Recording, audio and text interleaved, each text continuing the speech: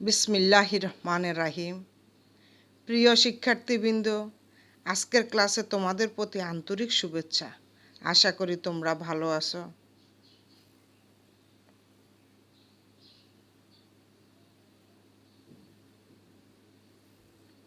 আজকের অনলাইন ক্লাসে সকলকে স্বাগত জানাচ্ছি।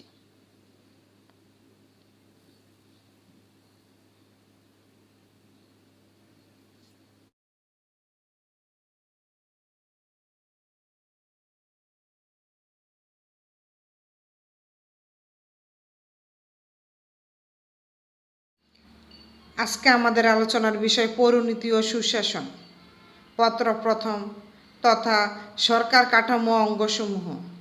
আজকে আমরা আলোচনা করব বিচার বিভাগ নিয়ে।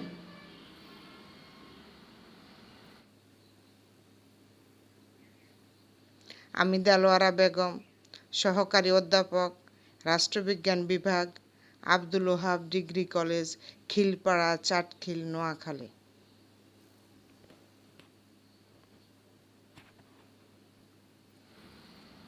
চলো কিছু ছবি দেখি।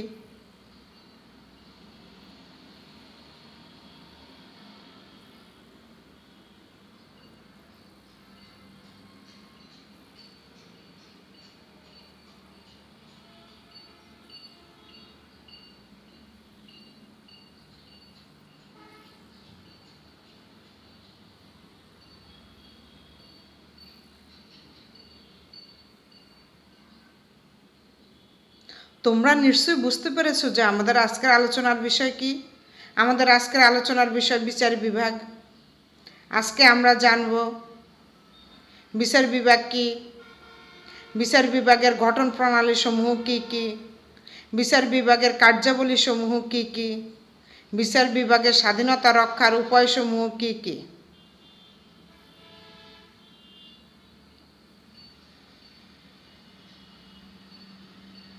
এই পাঠ শেষে শিক্ষার্থীরা বিচার বিভাগ কি তা বলতে পারবে, বিচার বিভাগের গঠন প্রণালী সমূহ ব্যাখ্যা করতে পারবে, বিচার বিভাগের কার্যাবলী সমূহ মূল্যায়ন করতে পারবে, বিচার বিভাগের স্বাধীনতা রক্ষার উপায়সমূহ বর্ণনা করতে পারবে।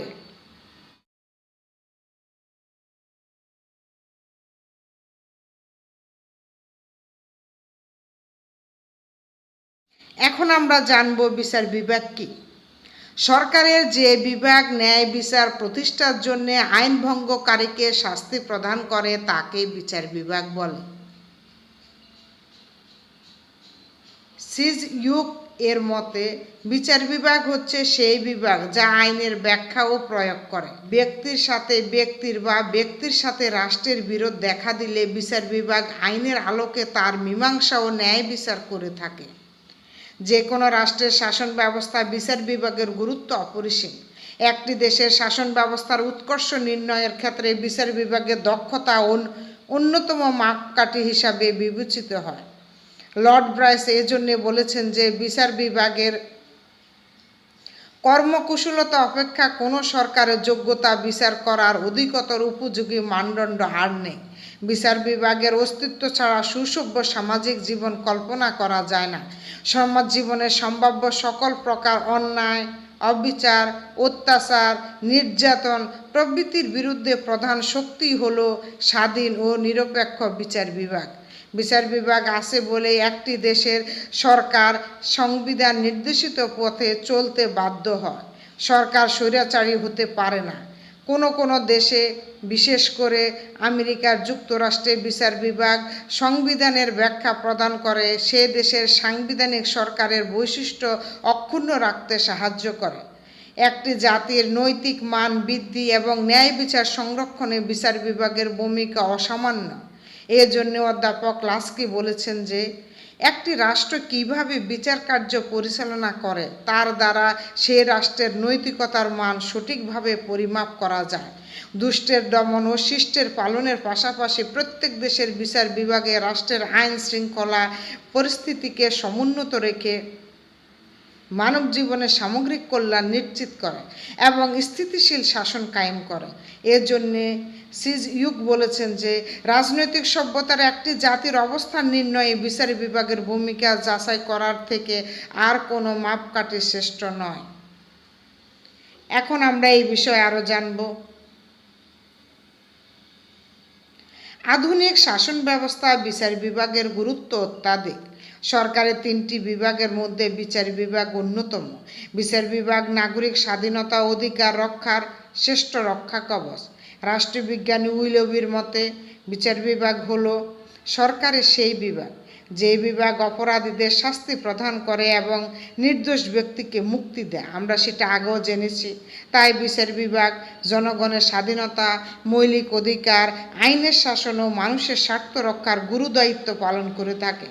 বিচার বিভাগ বাংলাদেশের সংবিধানের অভিভাবক হিসাবে কাজ করে থাকে।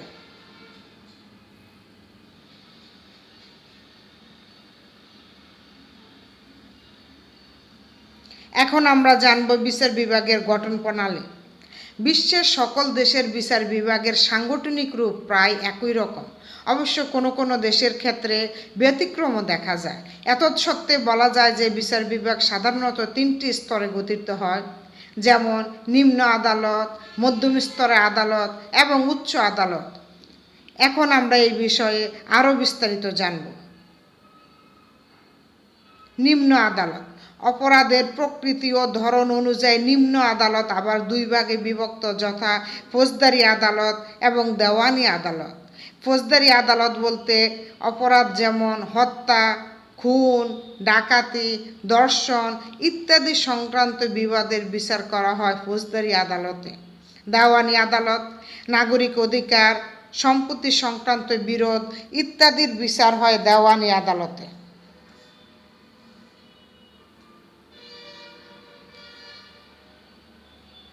মধ্যম স্তরের আদালত মধ্যম স্তরের আদালতে গুরুতর মামলার প্রথম শুনানি হয় এবং বিচার হয় নিম্ন আদালতের আপিল গ্রহণ করে। এই স্তরের আদালতে দেওয়ানি ও ফৌজদারি উভয় বিভাগের মামলার বিচার করা হয়। দেওয়ানি মামলার জন্য জেলা জজের আদালত এবং ফৌজদারি মামলার নিষ্পত্তি রয়েছে দায়রা জজ আদালত।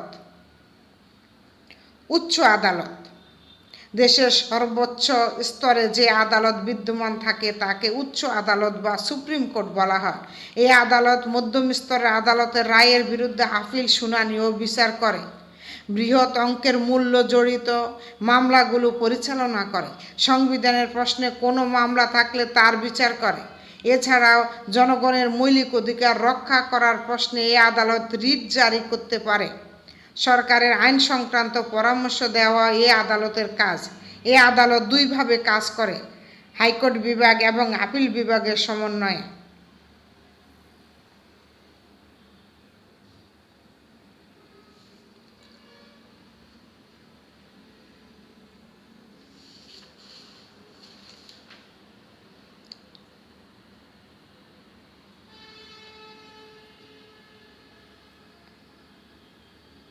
এখন আমরা জানব বিচার বিভাগের কার্যাবলী সমূহ কী কী।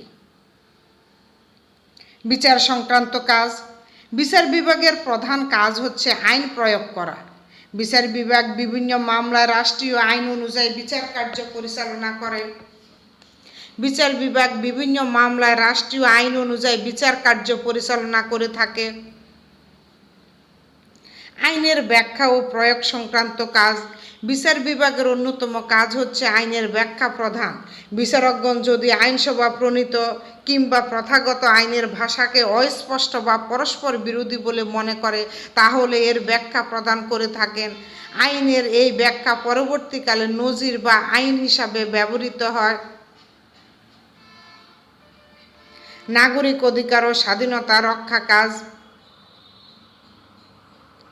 বিচার বিভাগ নাগরিকদের অধিকার সংরক্ষণ করে এবং ব্যক্তি স্বাধীনতার রক্ষক হিসাবে দায়িত্ব পালন করে।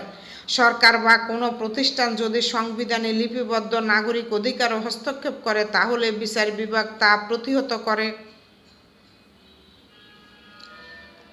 পরামর্শ দান সংক্রান্ত কাজ। আইনের জটিল প্রশ্ন নিরসনে কিংবা সংবিধান সংক্রান্ত জটিল প্রশ্নে আইন বিভাগ ও শাসন বিভাগে বিচার বিভাগের সর্বোচ্চ আদালতের নিকট পরামর্শ চাইতে পারে। এইরূপ ক্ষেত্রে বিচার বিভাগ সঠিক পরামর্শ প্রদান করে আইনগত ও সাংবিধানিক জটিলতা নিরসনে সাহায্য করে থাকে। তদন্ত সংক্রান্ত কাজ। গণতান্ত্রিক রাষ্ট্রের সরকারের দায়িত্ব হচ্ছে জনগণের সম্পত্তি ও জানমালের নিরাপত্তা প্রদান করা। এর জন্য বিচার বিভাগ জোর জবরদস্তিমূলক অপরাধ এবং দুর্ঘটনা তদন্ত করে থাকে। এজন্য বিচার বিভাগ জোর জবরদস্তিমূলক অপরাধ এবং দুর্ঘটনা তদন্ত করে থাকেন।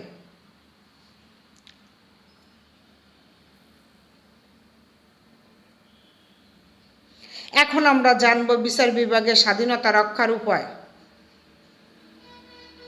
বিচারকদের যোগ্যতা। বিচার বিভাগের স্বাধীনতা রক্ষার জন্য আইনজ্ঞ, সৎ, সাহসী এবং দলীয় রাজনীতির সাথে প্রত্যক্ষ সম্পর্কহীন ব্যক্তিদেরকে বিচারপতি পদে নিয়োগের ব্যবস্থা করা উচিত। অধ্যাপক গার্নার এর জন্য বলেছেন যে বিচারকগণ যদি জ্ঞান, ন্যায়পরায়ণতা এবং স্বাতন্ত্র্যবোধের অভাবে রায় দিতে অসমর্থ হন, তবে বিচার বিভাগ যে উচ্চ লক্ষ্য সামনে রেখে প্রতিষ্ঠিত হয়েছে তা রক্ষা হবে না। বিচারকদের নিয়োগ পদ্ধতি। বিচারক নিয়োগের ক্ষেত্রে শাসন বিভাগ কর্তৃক সরাসরি নিয়োগ দেওয়াই উত্তম। এক্ষেত্রে একটি স্থায়ী বিচারক মণ্ডলী কমিটির সুপারিশক্রমে শাসন বিভাগ কর্তৃক বিচার বিভাগ নিয়োগ করা উচিত। বিচারকগণের কার্যকাল। বিচার বিভাগের স্বাধীনতা ও স্বাতন্ত্র্য রক্ষার জন্য বিচারপতিদের কার্যকালের স্থায়িত্ব বিধান প্রয়োজন। কার্যকালের স্থায়িত্ব নিশ্চিত থাকলে বিচারকগণ নির্ভীক ও সততার সাথে বিচার কাজ সম্পাদন করতে পারবেন। বিচারকগণের অপসারণ। বিচারপতিদের অপসারণের জন্য বিশেষ পদ্ধতি অনুসরণ করা উচিত। এক্ষেত্রে আইনসভা কর্তৃক অভিশংসন প্রস্তাব এবং বিচার কমিটির সুপারিশ অনুযায়ী রাষ্ট্রপতি আদেশে বিচারকদের অপসারণ করা উচিত। বিচারকদের উপযুক্ত বেতন ভাতাদি ও সামাজিক মর্যাদা। বিচারকদের জন্য আকর্ষণীয় বেতন ভাতাদি এবং অন্যান্য সুযোগ সুবিধা প্রদান করা উচিত। এর ফলে তারা সৎ ও নির্লোভ থাকবে, তারা হীনমন্যতায় ভুগবে না, ভবিষ্যতে সৎ ও মেধাবী আইনজ্ঞ বিচারক হতে আগ্রহী হবেন। পদোন্নতি। বিচারকদের কার্যকালের জন্য পদোন্নতির বিধান থাকতে হবে। সময় মতো পদোন্নতি না পেলে বিচারকগণ হতাশায় ভুগবেন। তবে পদোন্নতির ক্ষেত্রে যোগ্যতা ও জ্যেষ্ঠতা দুটোকে প্রাধান্য দিতে হবে।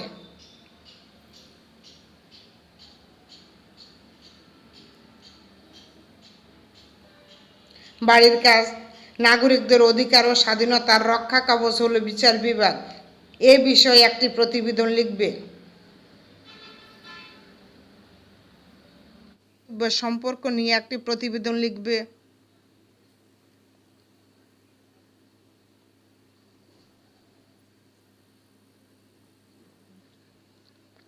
মাদককে না বলুন, মাদক মুক্ত সমাজ গড়ুন। মাদক বর্তমান সময়ে সবচেয়ে আলোচিত একটি সমস্যা, বলতে গেলে বাংলাদেশের অন্যতম প্রধান সমস্যা। ছাত্রছাত্রীরা আমাদের নিজেদের প্রয়োজনীয় সচেতন নাগরিক হিসেবে আজ আমাদের মাদকের বিরুদ্ধে সক্রিয় হতে হবে। সরকার মাদকের বিরুদ্ধে যুদ্ধ ঘোষণা করেছে। আমরা সচেতন নাগরিক হিসেবে সরকারের সাথে এই যুদ্ধে সামিল হব। সবাই যার যার অবস্থান থেকে এগিয়ে আসব। নেশার হাত থেকে আমরা এ সমাজের মুক্তি চাই। অপরাধ বিজ্ঞানে মাদককে সব অপরাধের মা বলা হয়, কারণ মাদকাসক্তের পক্ষে সব অপরাধ করা সম্ভব। তাই ধর্ম, বর্ণ নির্বিশেষে সবাই ঐক্যবদ্ধভাবে মাদককে না বলুন, মাদক মুক্ত সমাজ গড়ুন। আসো আমরা সবাই মিলে বলি, আর নয় মাদক সেবন, গড়ব এবার সোনার জীবন।